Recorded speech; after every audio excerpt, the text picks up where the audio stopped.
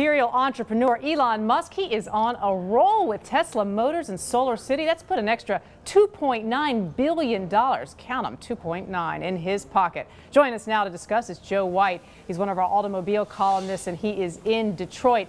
Joe, thanks for being here. Let's just sort of walk through the nuts and bolts of how Elon is getting richer this year. Tell us a little bit about Tesla. How much is his stake there increased?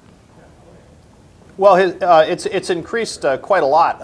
I mean, he got some options, which I can come back to, about a year ago for $31 a share. The stock is trading above $100 a share, as at least before I walked into this room.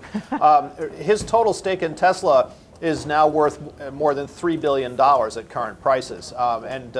He put a lot of his own money into Tesla to keep it afloat during the last several years as it sort of bumped along during the recession. But he's certainly quite wealthy now, and he could get even wealthier if this options plan that his board has approved kicks in.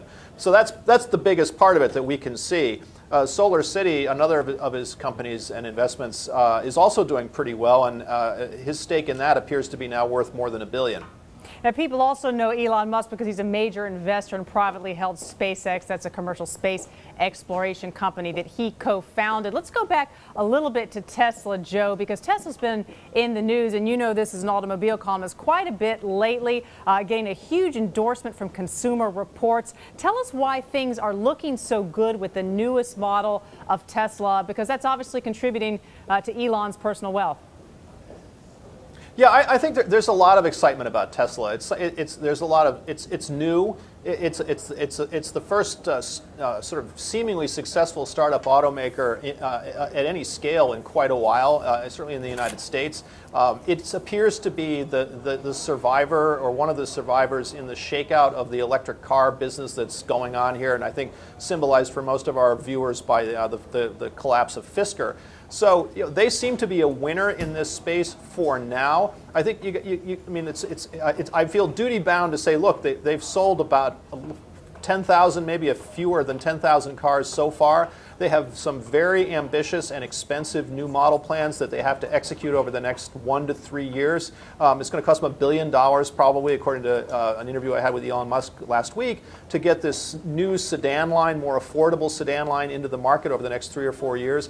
So they are a great story. Everybody loves the story, but it's a story in progress right now. You know, Elon Musk, he co-founded the online payment service PayPal. That eBay acquired that in 2002. He later had a success with software firm Zip2, which Compaq bought in 1999. The guy seems to have a pretty good track record for picking winners. But wasn't there a time, Joe, when people sort of worried that Tesla's future was kind of going to run off the road?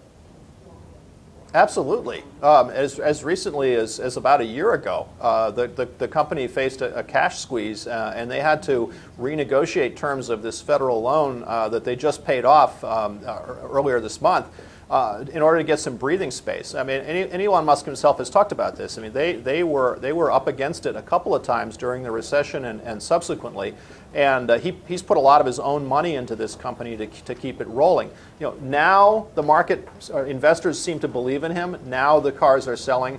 Now he has a visibility toward making money on the cars themselves, as opposed to selling electric car credits. All of this has to be proven out, but he's on track to do these things, and I think you've got a lot of investors who are very, very excited about this, and they think that he's got the better mousetrap when it comes to electric cars. He's certainly got a great brand. That is clear. And at least for now, that's putting extra money potentially in his pocket, another $2.9 billion between that and Solar City. Thanks so much, Joe White. We appreciate that report.